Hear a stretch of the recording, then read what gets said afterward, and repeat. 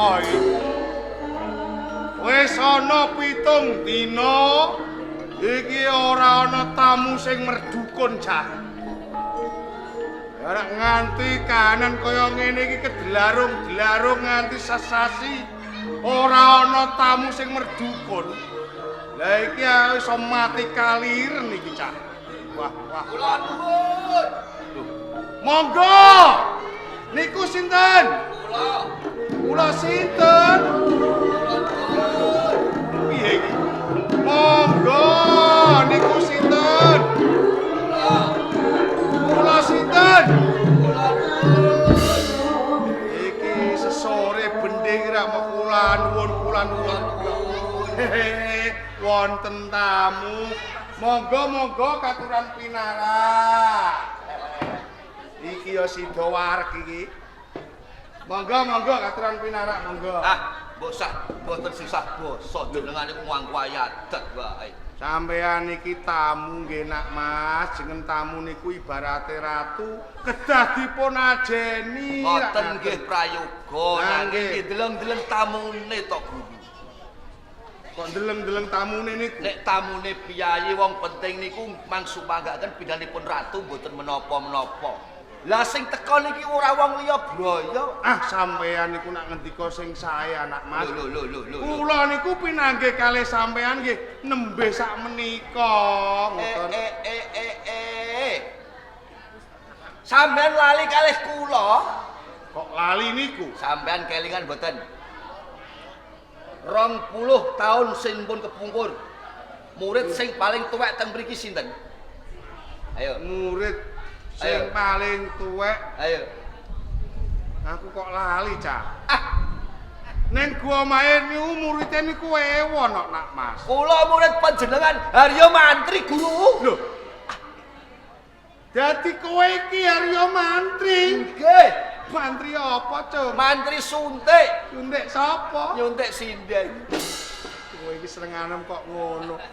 Ya wis lumrah. Lamun ta wong tuwa iki pangkling merga nalika semono kowe isih dadi murid ning Gua Mayit, iki pawakan iki longlit. Napa niku? Balung karo kulit merga kakehan tirakat. Ning bareng saiki kowe urip mukti ngawibawa ning Kediri. Saiki awakmu lemune ora pakat, ginuk-ginuk kaya gajah. Kok boten lemu niku pripun? Piye? Nalika kula manjesa wonten Gua Mayit. Paribasan sedina mangan, 2 dina ora kuat mangan. Ancene tirakat kok, Cuk. Lah benten. Sakniki sakpunipun kula urip kepenak teng Kediri. Guru. Mangan apa, Cuk? Wah, nek esuk niku kula sarapan sego garing. Sego garing? Nggih. Sego karak iku. Sedhi niku lho. Iku jenenge ora sego garing, sego goreng, tope to. Sego goreng. Atene wong iki. Lawuhe ndok ceplok mata sapi. Ndok ceplok mata sapi. Walah ora enak, Cak. Ombenane susu anget. Ombenane susu anget. Oh. Lah tombo amise, Cung. Gedak. Rokoke Ji Samsu. Wah. Aku ya doyan jane. Nanging kowe ora kek-kek karo aku kok. Dereng wayahe kok. Ngono ya. Niku nek esuk. Nek esuk, Nek awan. nak awan mangane apa, Cung? Soto. Soto. Wah, ya seger. Lah lawuhe? Lawuhe nggih ayam goreng. Kowe kaya Ipin-Upin ae cah ayam goreng. Ngombene es seprit. Es seprit. Oh, tombo amise. Apel. Udute. Suryai Sirolas. Tak kaya sing duwe gawe, Cung. Nggih. Iya, apik. Cangkeme do pero, biasane udut sukun iki diwenehi Surya Dya. Nyatane kula cangkeme nggih pero Iya. Iku nak awan. Nggih. Lah nak sore Pecel. sego pecel. Sego pecel. Ijo-ijonan. Ya ben sehat awake. Iya.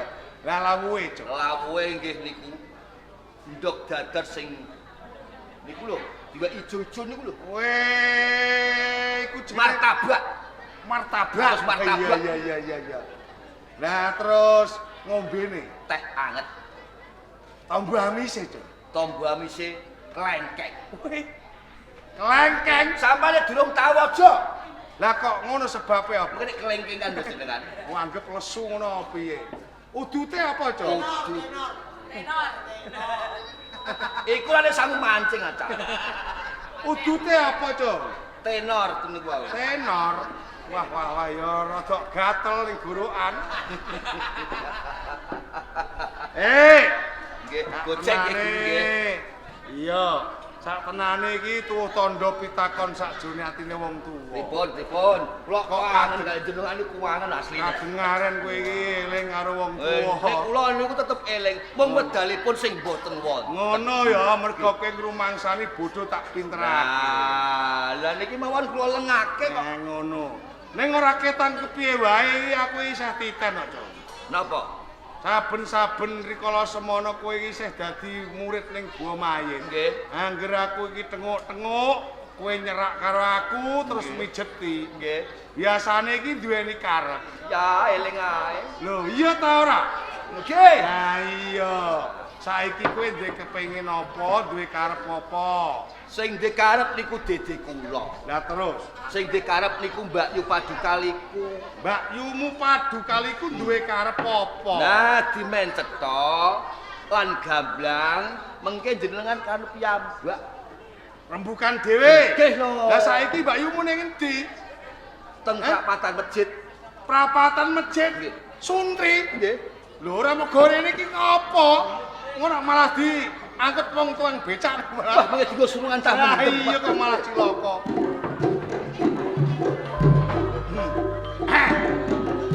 Wah, muridku sing gendok gedhok. Mantri, Nggih. sadurunge Mbak Yumu Padukaliku mlebu ning Gua Mayit. Gua Mayit iki rak peteng dedet. Ning bareng Mbak Yumu Padukaliku mlebu ning Gua Mayit, weh Gua Mayit padang jinglang, padange ora pakat. Nah, enten napa wit wau nggih panggah ngeten kok. Merga kagawa saka mas-masane Mbak Yumu iki lho. Pating gebyar kaya toko mas melaku. Ampun ngaten to, Popo. Jenengan menika lho. Nyatane kaya ngono kok Padukaliku. Popo. Piye? Rawuh kula sungkem kula mugi katur, Ji Popo. Ya, wis tak tampa ora liwat puja pangestine wong tuwa tampanono ya, Nduk. Sanget anggen kula mugi-mugi dados simat ingkang murid. Ngono. Lajeng Popo nek mboten wonten menapa-menapa to. Mbok menawa wae entuk pandongamu, kahanane wong tuwa iki ya bagas waras, ora nandang lelara. Walah, mrete mekaten kula ugi nderek remen. Ngono. Jane duwe karep apa kowe? Kepareng matur, Ji Popo. Iya. Sekedap malih kula nak mantu. Mantu? Nggih. Mantu sapa kowe? Kula. Walah. Kowe iki wis ping 3 ngono ndak jeh kurang ae. Wis rasane aneh iso. Kowe iki aja ngono, kowe wis ping 3. Aja kowe iki nok bukune Jamari ngono piye? Nah terus, Kalau Candra Kirana. Kalau Candra Kirana. Panji Asmara. karo Panji Asmara bangun. Monggo Popo. Heeh. Jenengan ugi mangertosi bilih kula wonten ing kraton Kediri menika namung garwa selir. Garwa selir, garwa ampean. Iya. Mereka kelampahan Galuh Candra Kirana dedaupan kalian Panji Asmara bangun. Heeh. Tartamtu kraton Kediri kala badhe dipun pasrahaken kalian Panji Asmara bangun. Pancen kudune kaya ngono. Mila, lajeng kados pundi kula kalian anak kula pun galuh ajeng menika praja Kediri. Kala wau dipun cepeng kalian Panji Asmara bangun. Nggih, aji godhong garing niku to bapak kula disamparana samparin pas boten Ora ana ajine babar pisan. Menika kula ngaten boten menapa-menapa ngrasaken sedaya kala. Iya. Nanging kula mesakaken kalian anak kula pun galuh ajeng ingkang tasih alit. Lajeng nandhar koso ingkang kados ngaten lajeng kados pundi, Bob? Ya pancen lumrah jengen wong tuwa iki lamun tokok nyawang anak rekoso iki ya tetep brebes milih. Nggih mila, kula nyuwun kanthi sanget. Kersa panjenengan sabiyantu kalian kula, Bapak. Sabiyantu perkara apa, Nduk? Kula kepengin dados garwa prameswari, Bapak. Kepengin dadi garwa prameswari. Nggih.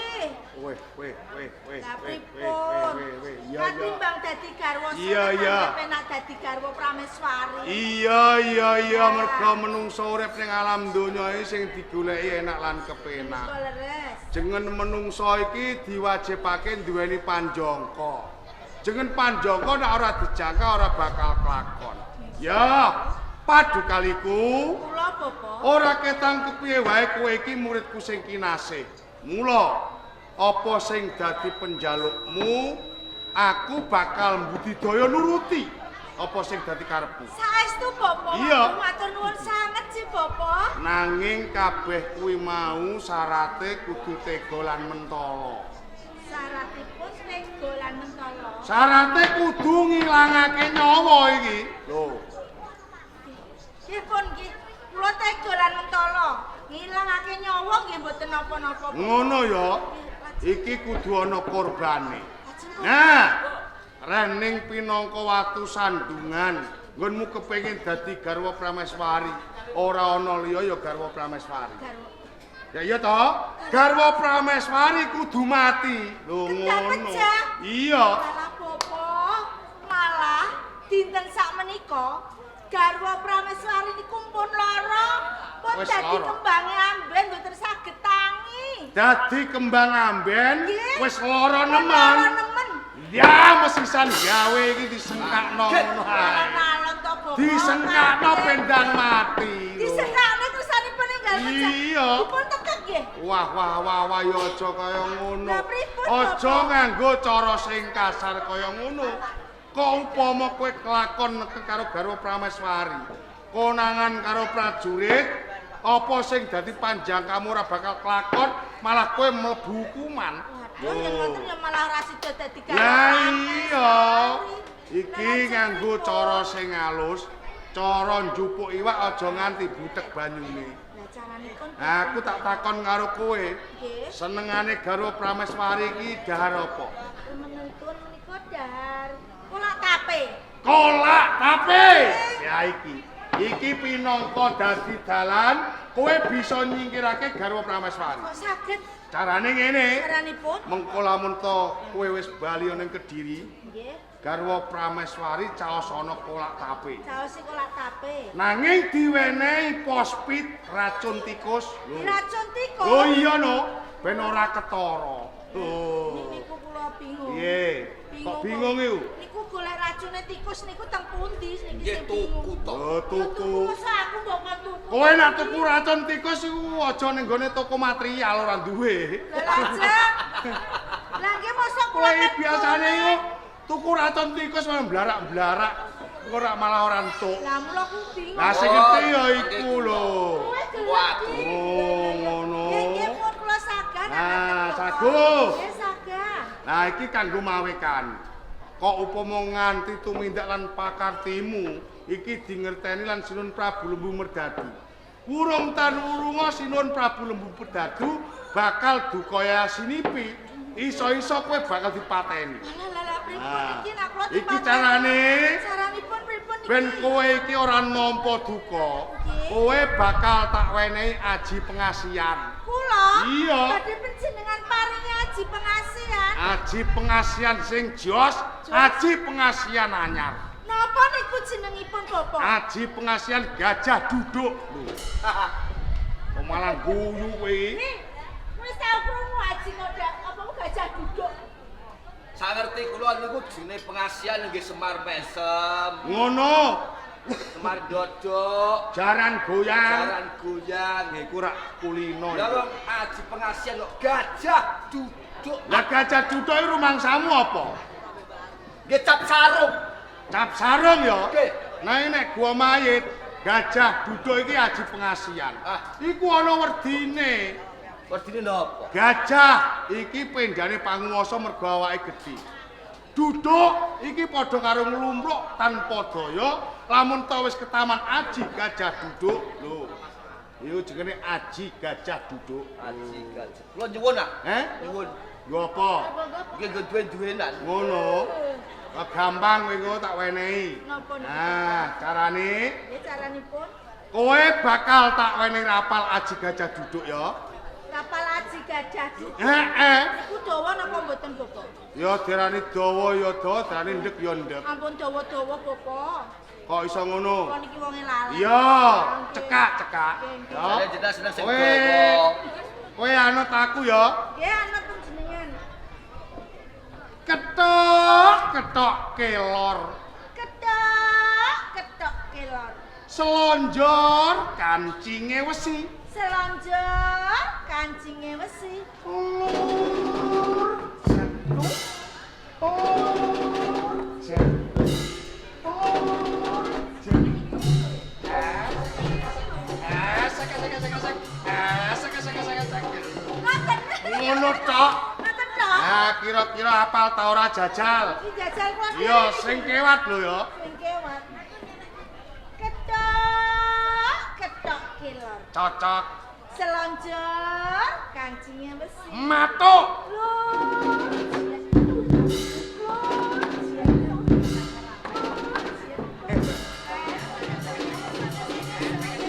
Kowe roh goyange Mbak Yumu. Kaya penyanyi dangdut Inul Darah Tinggi. Kok darah tinggi? Oh, Darah tista. darah tista. Tak kira darah tinggi. Nggih, mung ngoten klothok nggih, Bapak. Wis. Ya sawetara kowe bali garwa Prameswari caosana kolak ape. Nggih, sampun nggih, Bapak. Napa? Lho kowe iki piye iki merdu kon kok ngelantung mulih Lah, ora sam- nyangoni dukune piye? Oh. Ora ketang mbako-mbako mbok disangoni. Wah. Mergo menyan iki mundak. Jenengan pengen sangu nggo tuku menyan. Lho iya lho. Alah-alah nggih pun. Menika babakan niku panjenengan mboten sisah kuwatos. Sedaya sampun kula pasrahaken kalian adik kula Arya Mantri. Ngono. Nggih, duwite pirang-pirang. Ngono ya. Yen pancen kaya ngono bali. Matur suwun nggih, Bapak. Ya ya. Pak wenenge ora mbok wenenge ten. Yo. Loh. Maksude iki piye maksude iki? Jare kabeh iki wis dipasarno karo kowe, saiki tak tagih.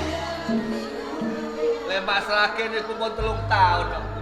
Nalika isih ana corona, Nggih. lah terus piye iki? Kula celengi Siti mantek kula nggih depo. Duit tente monggo depo. Nggih. Mateni wong kaya panjak jedor ae kowe.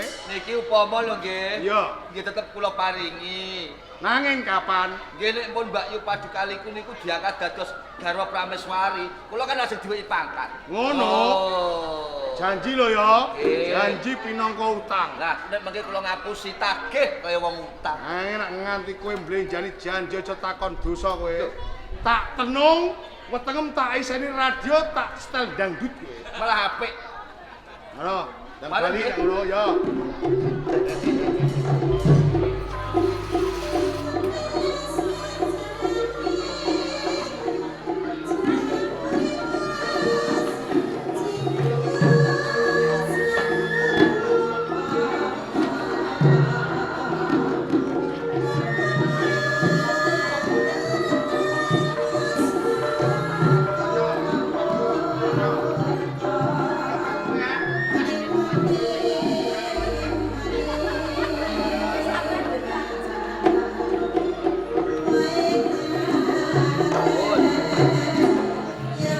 Wis rampung apa urung? Sedaya kolak tape sak racune pun sumadya panjenengan Mbak Yu. Kari perintah abdi. Wis tenan? Nggih. Yen ngono arum aceluk.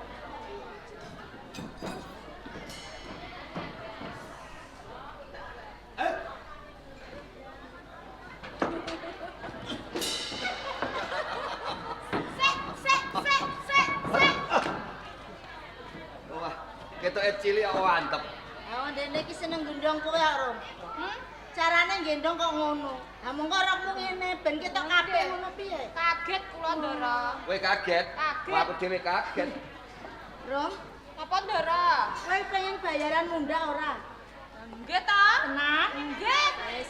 Ning kene kowe bakal tak undaki 3. 3 Bayarane kula. Maune siji 100 ah. Saiki tak undaki 3, jadi 300. 300. Lah kok karo 100 400 to? Lah. Papat. Gelem apa ora? Tikel papat ini ngono. Tikel papat Lho ta ora? Undakane 3 kok karo siji sing pokoke kok tikel 3 papat. Iya Ya kok kathah men. Lah aku kepengin kowe tak kongkon. Apa Ndara? Nih sing hati-hati yo. Aku Tak kongkon mboten. ora gampang. Mung nyaosake unjukan pinangka pisungsung karo garwa prameswari. Gampang to? Gampang. Ning aja nganti weruh sapa wae sing ngerti mung kowe dhewe. Iki mbok arani gampang ya gampang. Diarani angel ya angel mergo apa? Sawise mengko kowe napa dawuh. Kowe barang sing mbok gawa aja nganti dingerteni sapa wae. Lho ya. Jadi nganti dingerteni sapa wae. Itu tokane nyawamu. Kok nyawa, nggo nyawa. Lho. 400 lho 400 pengen apa ora? 400. Sing nyaoske unjukan, ora ngerti sapa wae, mung kuwi syarate. Jane kula nggih wedi. Nanging bayarane kok kathah nggih. Ayo, gelem gelem apa ora? Nggih pun kula gelem. Ora usah wedi. Ora, Engko aku sing hati-hati. nang gurimu. Nang mburiku. Ya. Delik menapa? Apa niku Ndara? Iki unjukan kolak tape. Wah, segere. Malon. Bocah kok celutak ngene. Ning arep mau aku kandha apa? Apa Ndara? Aja nganti sapa wae ngerti kok malah arep mbok ombe. Iki Iso.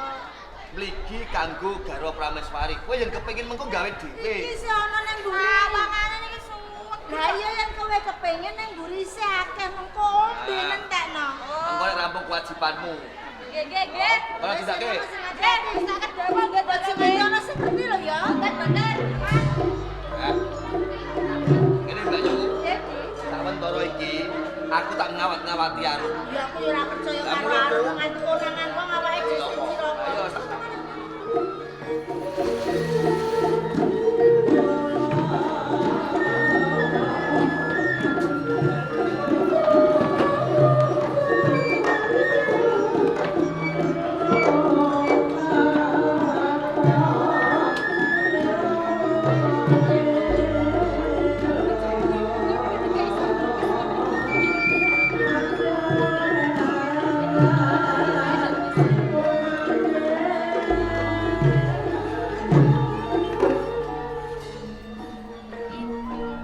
Iki menapa menjen mriku tansah.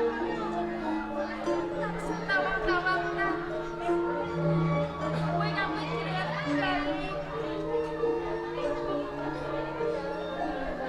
Oh, ibu. Jadi, biar mongso. Basan gone usaha bapak. Iya wis tepung gitu. Nek ora bisa maraske. Oh, pipi. Satu kapan pernah sinau rak yo arep dadi manten. Wong kahanane ibu koyo ngene. Ibu ra bisa nungkuli kowe nggonmu dadi nganten. Iya, Riri. Ampun ngerti kowe ngantos nganten. Kula mriko tasih bentar kembang pelutan panjenengan. Penjara pun dilarang iku. Penjara pun apa sing menjadi.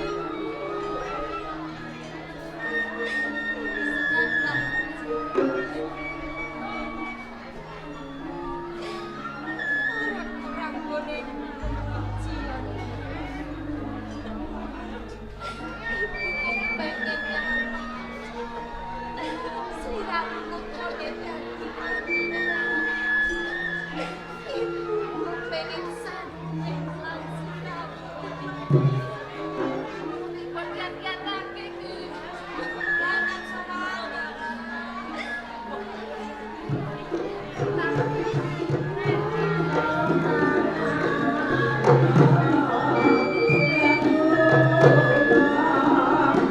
Thank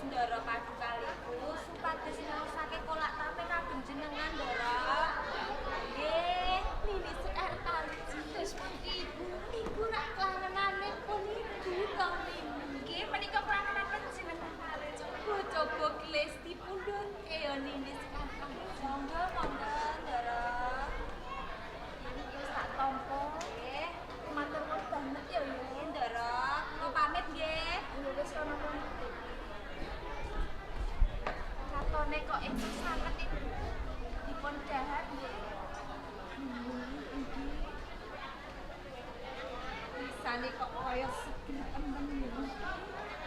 Koncer Ibu.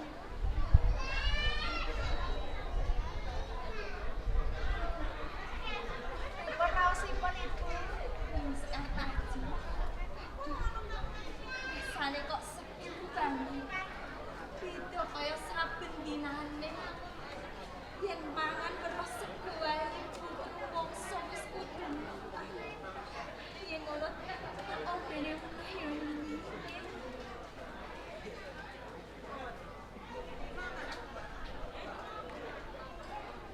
Ibu, Nini Sekartaji, nggih, kok rasane panas.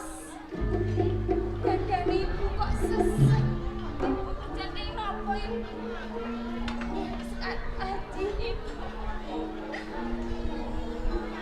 Rasane kok sesek banget. Ibu, wong surak kuat pun Ibu.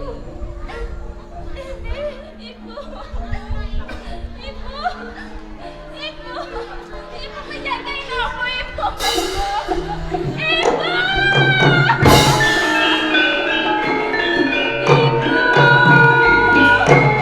Halo. Rama tulung Rama. Ono apa? Ibu sedo.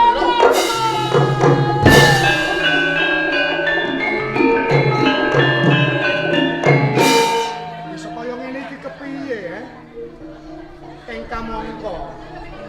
Wingi-wingi cahayane ibumu wis abang.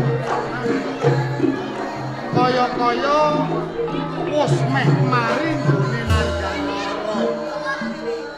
Iki kok ngerti-ngerti ana kedadean kaya ngene iki lara-larae kepiye, Ibu wonten sunipun biung arum. Heeh. Ingkang utusan Ibu patunggalipun semakin nyaosan kolak pero. Ana abdine ibumu padhekaliku. Ya, ngene wae. Selak mesake layone ibumu, Rama bakal utusan prajurit.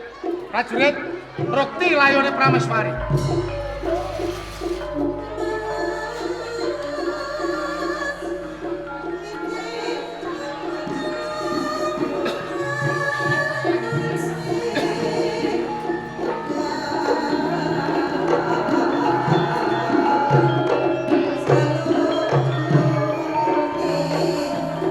Manut aturmu. Ibumu lagi wae dahar kolak tape. Apa isih ana sisane? Tasih Rama. Coba Rama pengen ngerti.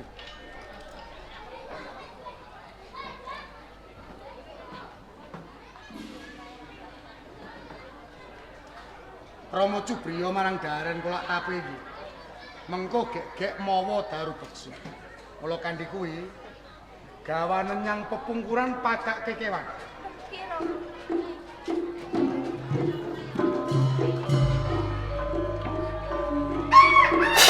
Peluk.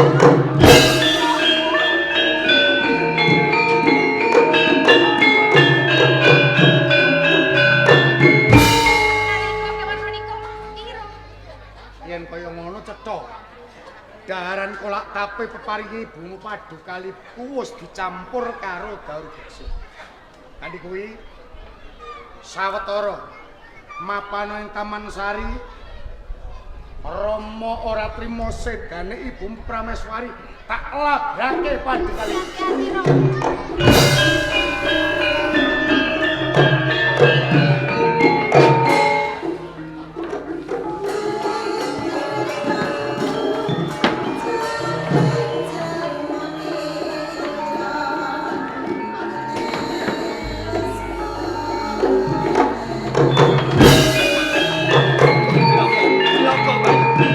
Ayo lunga minggat ning Irian Jaya. Ngopo lunga ning Irian Jaya kok minggat? Sampan ora minggat sing adoh bakal dihukum sak kathok-kathoke. Lah kok aku dihukum ngopo, Di? Wah. Cilaka. Heeh. Nalika semanten lak panjen utusan kali Arum, pari kedah maringaken kolak tape Bisa. kalian garwa Prameswari. Kadengangan Sang Prabu Lembu Merdadu, saiki Sang Prabu Lembu Merdadu duka yaya sinipi. Ayo minggat. Sik. Lah kok kowe ngaji diajak minggat ki nek ya aku ra sida dadi garwa Prameswari. Kowe emoh minggat bongkrek ngono. Kok iso aneh-aneh senengane. Kowe apa lali? Yen to saiki dina Mbak Yumu iki wis duweni aji gajah duduk. Pengasihan aji gajah duduk apa kowe lali? Ngene iki. Heeh sing. Nggih. Lah iya. Wis ayen to kowe wedi aku sing bakal. Nek kula mboten melu lho nggih. Lho.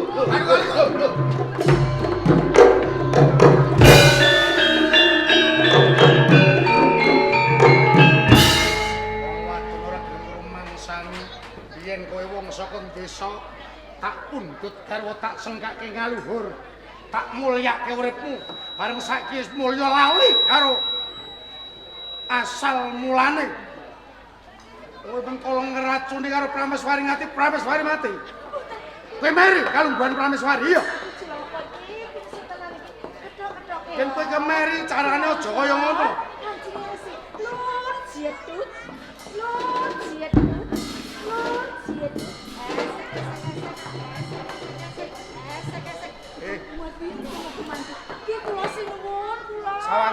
Sawangan mripatku abang aku iki nesu.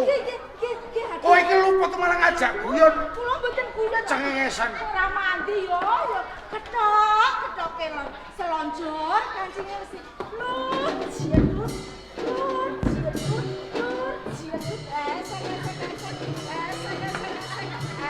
Malah kaya bocah cilik. Sinun platuri sareh langkung rumiyin, platuri sareh. Ana kahanan ngene kok malah ngajak gojek iki. Kula mboten ngajak gojek panjenengan sinuwun. Ing mriki kula mboten serak. Menawi kang pusat arum nyaosi unjukan kolak tape kalian garwa Prameswari menika kula. Nanging piye? Kula mboten maringi racun wonten kolak tape kala wau sinuwun. Nanging garwa Prameswari bareng rampung mangan kolak tape Prameswari sedo. Sinuwun. Menika kula tumindak ingkang kados ngaten wonten dinten sakmenika. Sampun kala rumiyin panjenengan mundhut garwa kalian kula. Nanging saestu kula mboten ngantosi menika garwa Prameswari wau dugunipun sedo. Mbok menawi sampun pestinipun. Tenan, kowe ora tumindak. Saestu boten. Kowe ora ngracuni. Alah boten saestu. Kowe ora meri kalungguhane Prameswari. Boten lah kula dados garwa ampil kemawon sumpah sampun ngraosaken bagya mulya kok sinuwun. Sing dadi penggalian. Iki sedhela meneh. Galuh Candra Kirana ki arep dhaup lan Panji Inu Kertopati. Mongko dhauping ponenganten. Temanten kudu kaapit dene wong tuane loro, lanang lan wadon. Ayen Prameswari sedo. Sok dhauping Sekartaji sapa king bakal njejeripun Kakang. Babakan garwa Prameswari sinuwun. Menika gampil to sinuwun. Kok gampang piye? Lah inggih menawi panjenengan betahaken garwa Prameswari, angge ngupadi malih garwa pinangka kangge garwa Prameswari, Kang Mas. Kok penak temeng tembunmu kon golek garwa meneh. Aku kon golek bojo meneh. Nggih. Wis ora payu wis tuwa. Alah nggih tasih panjenengan kok apa angkat nggih gadah kok mboten payu panjenengan menika lho. Wis ngene wae. Pripun? Timbangane aku ngupadi garwa anyar. Nggih. Wurung tan wurung durung bisa mranata sekabehing kulawarga ana ing Kediri. Kanthi kuwi gandeng ing papan kene kowe garwaku ora ketan selir. Wiwit dina iki kowe tak angkat dadi Prameswari. Kula jenengan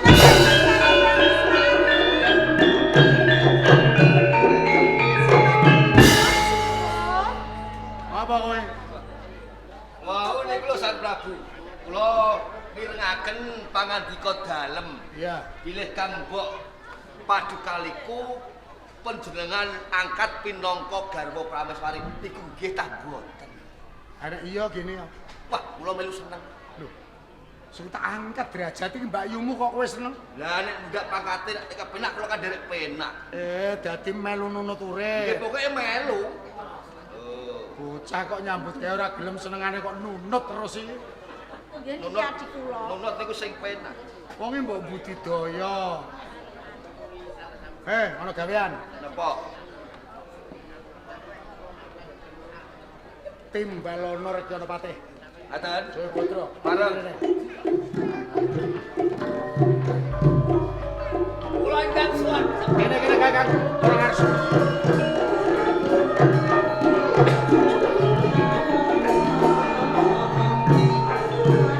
Kula niku mantos gagap gugup jalaran wonten sowanipun mantri suntik. Haryo mantri. Jenengmu ayo mantri. Mboten kok mantri suntik. Saka mangsaku kowe iki pegaweanmu mantri suntik. Ning mboten nyuntik menungso. Suntik sapi. Pancen ana wigati ki bakal ndak gawake marang jeneng sira Kakang. Iya. Sambung kelawan sedane Garwa Prameswari. Monggo. Sedhela meneh. Kediri lan Jenggala bakal bepisanan. Dauping putraku Galuh Candrakirana lan putra saka Jenggala. Panji Asmara Bangun. Gandeng mentas wae Prameswari seda. Sliramu tak utus sowan ana ing ngersane Kang Mas Prabu Lembu Amiluhur. Sepisan matura yen Prameswari lagi wae seda. Angka loro Dauping Sekartaji lan Asmara Bangun diundur rampung 100 dinane Prameswari. Menawi sampun cekap kepareng kula nyuwun tambahi pangestu. Kaya ngono, tindake.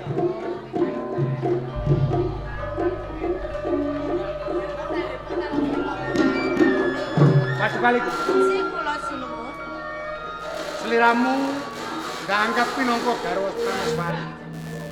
Iki aja anggep kanugrahan, nanging anggepen iki kewajiban ken luwih dening gedhe. Oh ngaten ngestakaken jawuh sih. Samumbarang tak pasrahke karo kowe. Jaluk rewang Oh adimu. ngaten ngestakaken.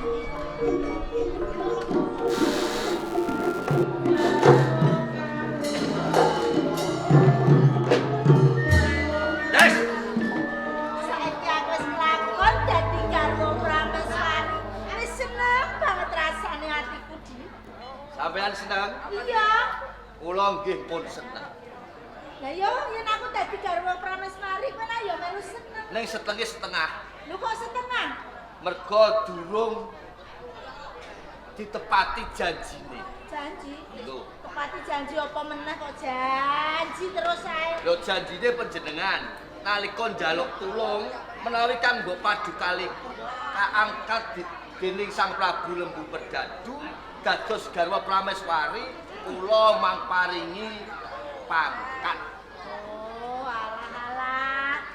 Sing kepengin dadi prajurit kuwi. Nggih to. Yo, ya aku ora bakal lali di.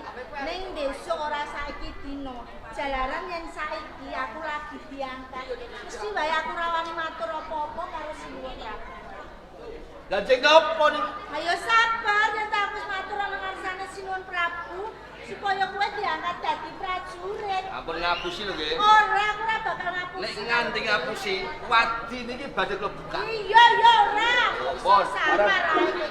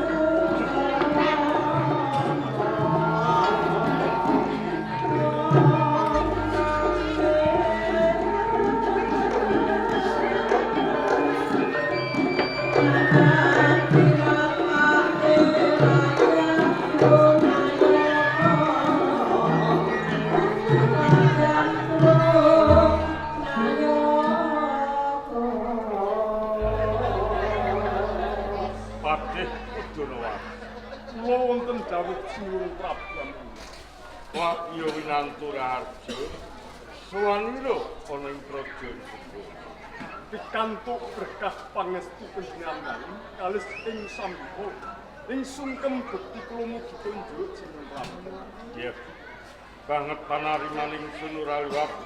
Puja pangestu ning jombae enggal tampan.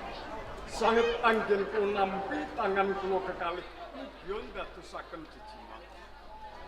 Kajaba saka Patih Putrawati. Jroning piswanan agung ing kalungguhan iki ingsun ora ngrembug ngenani bab pranataning negara. Merga ingsun wis percaya kelawan jeneng sira anggone ngobetake praja ing Joko. Ya mung wae kang bakal ndak dawuhake kelawan sira lan kabeh para putra. Iki mung babagan kapribadhen. Anggone ingsun bakal bebisanan kelawan Yayi Prabu Lembu Merdadu ing Kediri.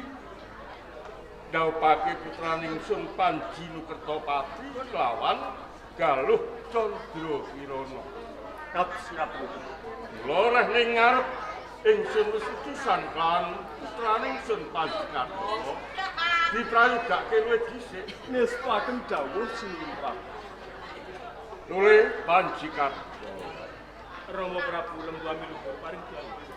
Banjur kepiye Purwa Madya lan wusanane ing ngarep Gunsira ndak utus supaya nang sekake rembug ana saning pamanmu Lembu Merdadu ing Kediri. Apa wis kelakon? Kepareng munjuk atur. Dawuhipun Rama Prabu utusan kalian kula supados sowan wonten ing ngersane paman Lembu Merdadu wonten ing kraton Kediri. Kaburih ngrembak babakan dedhawuhanipun temanten kadang kula Panji Nukertapati lawan diajeng Galuh Candrakirana. Miturut petang keluarga wonten ing Kadiri anggonipun dedhawuhan kala wau ngepasi dinten Prespati manis wulan ngaju menika. Dadi wis ditemtokke kelawan pamanmu Prabu Lembu Merdadu. Dina sema manis ngarep. Nanging menawi dinten kala wau mboten condong kalian pamanggipun Kanjeng Rama, panggenipun kula mboten badhe wegah lan wedi kangelan. Kula badhe matur wonten ing Kadiri, wonten ngersanipun Paman Prabu Lembu Merdadu malih. Ya, yen saka rumangsaku kuwi uga dina sing gedhe. Rama mung nayogyani wae nderek kersane pamanmu. Menawi mekaten Kanjeng Rama ugi jumbrung lan condong dawuhipun Inu Kertapati kalian Galuh Candrakirana menika Respati manis. Kaya ngono. Lho niki Tole asmara banget. sabda katimbalan Rama. Sadungkapan meneh sira wis owal saka jagating muda ngancik lumebu marang jagating bebrayan. Mula sadurunge kentinging ponang pinanganten jeneng sira kudu enggal sumadya ngenani bab kanggo paning seting temanten aja nganti nguciwakake Rama. Perkais menika panjenengan ampun kuatos Rama. Sedaya uga rampen. Mboten wonten ingkang kecicir nanging Rama. Kula suwun kanthi sanget dumateng panjenengan. Sasampunipun kula kelampahan dedhawuhan. Menawi kula tasih tumpangsuh. Monggo panjenengan paring ngertos dumateng ingkang putra Rama. Kaya ngono, aja samar bab perkara. Matur suwun Lan sanget. sira Panji Karanglaspa, Inggih kula Rama. sira uga wis diwasa. Mengko sabubare Kang Masmu gaup dadi punang pinanganten, sira kudu enggal golek wawasan sawijining wanita ya. Kula namung ngestokaken dawuh Kanjeng Rama. Kula ingkang suwun.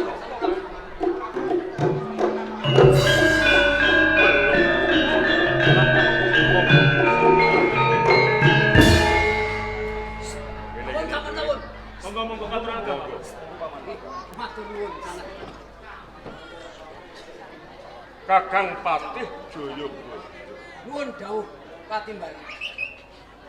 Kanthi kasugengan pratandika wonten ing Praja Jayabaya. Pangestunipun sowan kula mboten manggih alangan satunggal menapa namung sungkem kula katut. Kula tampi mugi dawa sesami-sami. Tenanipun dadosaken kageting manah kula. Dening praton jika wonten ing Praja Jenggala boten paring pekabaran utawi cetala saderengipun. Lajeng kala wau tindak ngelengake kemawon menapa pancen wonten wigatos. Wonten kawigatosan kagem Sang Prabu Lembuwangi. Ngaten nggih lajeng wigatos. Wonten dawuh pangandikanipun Sang Prabu Lembu Mergadu. Kula supados enggal sowan wonten ing ngersanipun Sang Prabu Lembuwangi Luhur ngaturi kabar lelayu. Kabar lelayu. Nggih.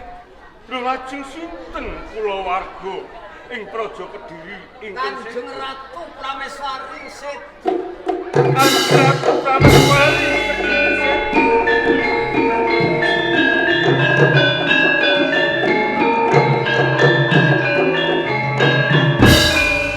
Nuwun sewu Kakang Patih Jayabaya. Nggih.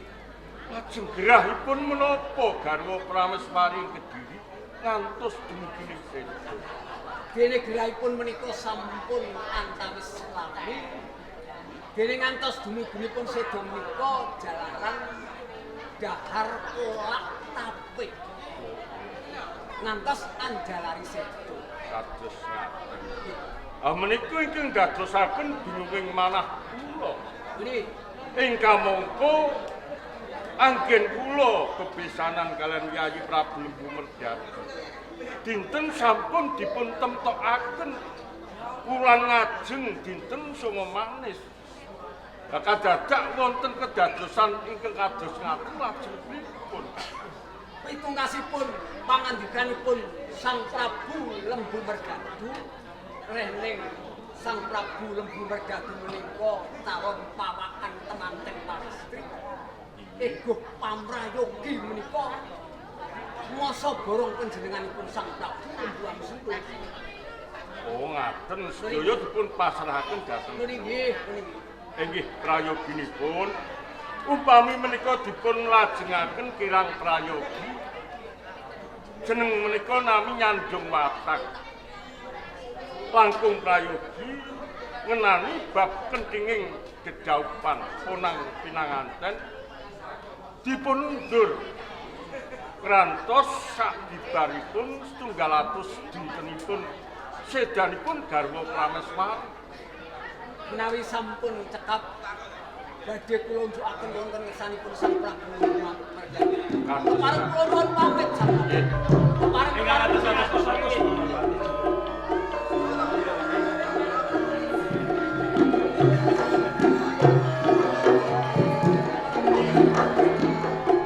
Patih Budanawarga nuninggih sinuwun oleh Panjikarta Dinu Kertopati lan Carabasa.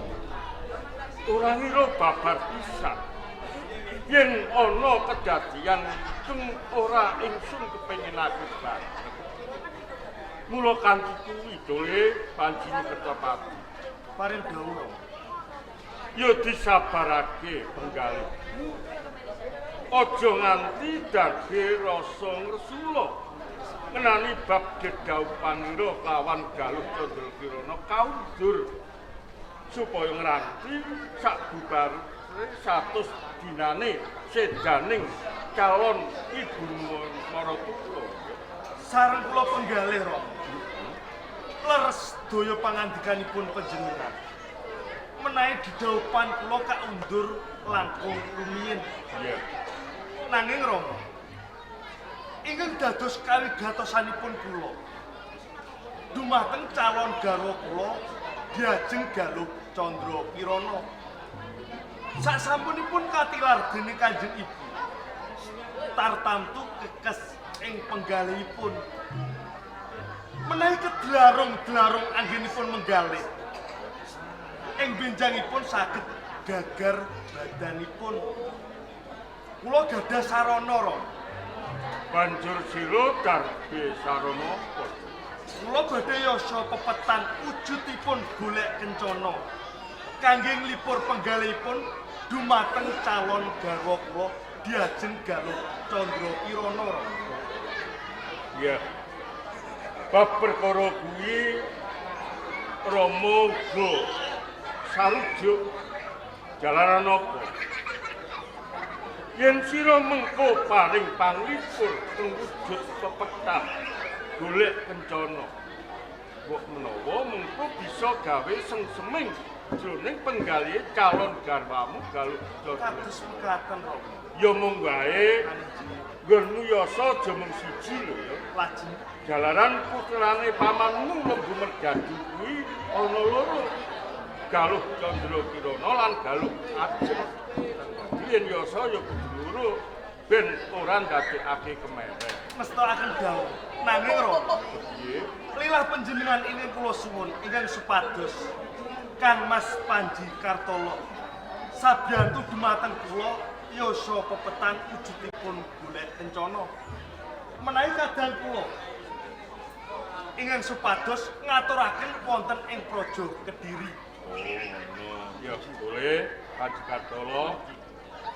Sira wis midanget dhewe ature kadangmu, sira disuwuni sabiyantu yasa pepetan. Menawi wonten kahanan ingkang kados pekaten, napa kula pantes menawi cekap bondo asta kemawon? Kula badhe mbudidaya sabiyantu kalian kadang kula Inu Kertopati. Yasa ananipun pepetan golek kencana ingkang mangkenipun dipun parengaken dhateng calon bojonipun Galuh Candra Kirana wonten ing Kediri. Boleh Panji Karangwaspa. Inggih kula Kanjeng. Sira uga disuni bantuan lawan Kang Masmu. Mengko yen wis rampung nggone yasa pepetan, sira keng kautus ngaturake pepetan ana ing Praja Kediri. Lak ya saku Estunipun kula saged. kaya ngono. Prayogane dole enggal diwiwiti yasa pepetan. Ya. Nuwun pamit tambahi pangestu.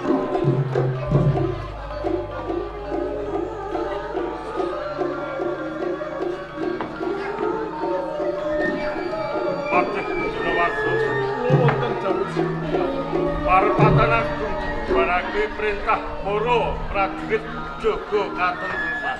Sedaya cawuh pangan kota Lembah.